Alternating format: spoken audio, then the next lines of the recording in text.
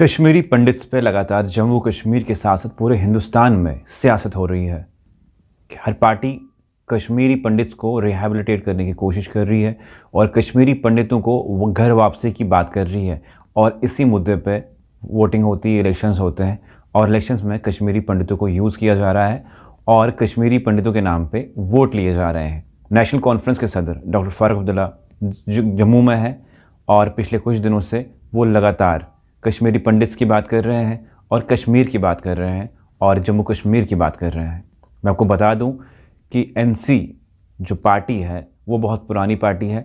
और इस पार्टी पे लगातार ये इल्ज़ाम लगते हैं कि अगर कश्मीरी पंडितों की बात की जाए या जम्मू कश्मीर को अच्छा जम्मू कश्मीर बनाने की बात की जाए तो नेशनल कॉन्फ्रेंस बहुत पहले जम्मू कश्मीर को एक अच्छा जम्मू कश्मीर बना चुकी होती। लेकिन ये इल्ज़ाम लगते हैं कि पहले से ही नेशनल कॉन्फ्रेंस केंद्र के इशारों पर चलती है, चाहे केंद्र में भाजपा की सरकार होती या चाहे केंद्र में कांग्रेस की सरकार होती। 87 का वो दौर जब इलेक्शंस की रिगिंग हुई और 87 में एनसी वो पार्टी थी जिसने सेंटर में राजीव गांधी के साथ मिलके कश्मीर में ऐसा माहौल बनाया कि जो सेपरेटिस्ट लीडर पहले हिंदुस्तान का आइन मानते थे, उस कानून को मानते थे, वो लोग भी प्रो पाकिस्तानी नारे देने शुरू हो गए। और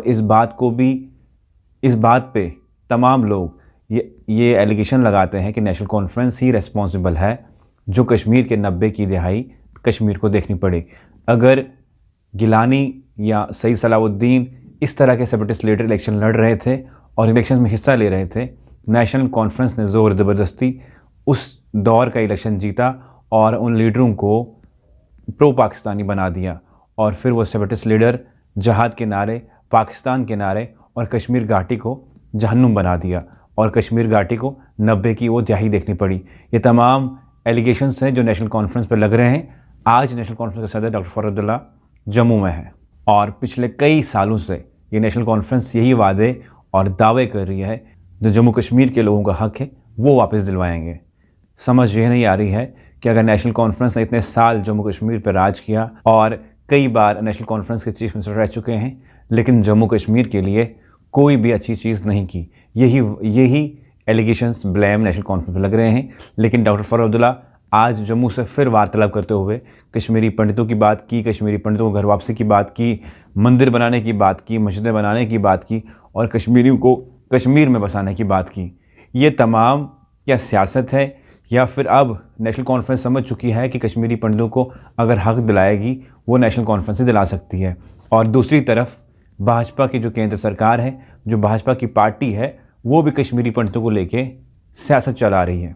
हाल ही में हमने एक कश्मीरी पंडित जो जर्नलिस्ट है उनका इंटरव्यू किया और जाना कि क्या कश्मीरी पंडित कश्मीर वापस जाना चाहते हैं, उसमें क्या गवर्नमेंट की बैकिंग की ज़रूरत है। तो उन्होंने साफ साफ मना कर दिया, कहा कि अगर कोई भी कश्मीरी कश्मीर वापस जाना चाहता है या कश्मीर में रहना चाहता है, वहाँ पे कोई भी किसी को ज़ोर ज़बरदस्ती नहीं निकाल रहा है। ये बस सियासत है, तो वोटों की सियासत है, वोट जीतने की सियासत है और कश्मीरी पंडितों को मैनिपुलेट करने की सियासत है। और पूरी दुनिया के साथ साथ जम्मू कश्मीर में जो सियासत खेली जाती है, मज़हब की सियासत और इस कश्मीरी पंडित के नाम पे सियासत, ये सियासत खेलना बंद करें और जम्मू कश्मीर की डेवलपमेंट की बात करें। तमाम पार्टियां इलेक्शन के दौरान यही सब वादे और दावे करते हैं, लेकिन जब इलेक्शंस होते हैं, जब उनकी अपनी कुर्सियां मिलती हैं तो वो हमें नज़र नहीं आते। इसी तरह तमाम पॉलिटिकल पार्टीज़ अब मैदान में आ चुकी हैं क्योंकि इलेक्शन जम्मू कश्मीर में जल्द ही होने वाले हैं। नेशनल कॉन्फ्रेंस की बात की जाए, पीडीपी की बात की जाए या फिर कांग्रेस की बात की जाए या दीगर पार्टीज़, जितनी भी जम्मू कश्मीर की पार्टीज़ हैं, क्योंकि जम्मू कश्मीर में जल्द ही इलेक्शन आने वाले हैं, तमाम पार्टीज़ लोगों के बीच में नज़र आ रही हैं और तमाम पार्टी के सरबराह वादे और दावे कर रहे हैं क्योंकि वादे किए जाते हैं इलेक्शन से पहले और इलेक्शन के बाद उन वादों को भूल दिया जाता है। कहते हैं कि वादे इसलिए करते हैं क्योंकि वादों को निभाना नहीं होता है। ये पॉलिटिकल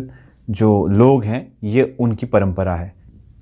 वोट और इलेक्शंस होने चाहिए जम्मू कश्मीर की भलाई के लिए, डेवलपमेंट के लिए, जम्मू कश्मीर के जो बेरोज़गार युवा है उनके लिए, और जो जम्मू कश्मीर में जितने भी एक्शन प्लान बनते हैं या जितने पार्टीज़ के मैनिफेस्टो बनते हैं वो ये बनने चाहिए थे, हिंदू मुस्लिम सिख ईसाई किस तरह रहेंगे, जम्मू कश्मीर की डेवलपमेंट किस तरह होगी, जम्मू कश्मीर में जो युवा बेरोज़गार हैं उनको रोज़गार कैसे मिलेगा, जम्मू कश्मीर में नई इंडस्ट्रीज़ इंडस्ट्रियल यूनिट्स कैसे सेटअप किए जाएंगे, जम्मू कश्मीर में रोज़गार कैसे पैदा किया जाएगा, क्योंकि जम्मू कश्मीर एक ऐसी जगह है जिस जगह में बहुत सारी इंडस्ट्री सेटअप की जा सकती हैं, जहां से बहुत सारा रोज़गार पैदा किया जा सकता है। लेकिन बदकिस्मती की ये बात है कि सियासी लोग आते हैं, अपनी सियासत खेलते हैं और चले जाते हैं। जम्मू कश्मीर में बेरोज़गारी है, जम्मू कश्मीर में युवा आज सड़कों पे है, जम्मू कश्मीर के मुलाजिम आज डेली वेजर्स अपना हक मांग रहे हैं, जम्मू कश्मीर के इंडस्ट्रियल यूनिट्स बंद हो चुके हैं। कोविड-19 के चलते बहुत सारी ऐसी प्राइवेट एंटरप्रेन्योर्स थे जिनकी बिज़नेस ख़त्म हो चुकी है। गवर्नमेंट की बैकिंग ना मिलने की वजह से, गवर्नमेंट की सपोर्ट ना मिलने की वजह से तमाम इंडस्ट्रियल यूनिट बंद हो चुके हैं। लेकिन बदकिस्मती की ये बात है कि कोई भी इन मुद्दों पे बात नहीं करना चाहता है। बात होती है हिंदू मुस्लिम पे, बात होती है कश्मीरी पंडित्स पे, बात होती है घर वापसी पे। आपकी क्या राय सुझाव है, आप ज़रूर दीजिएगा।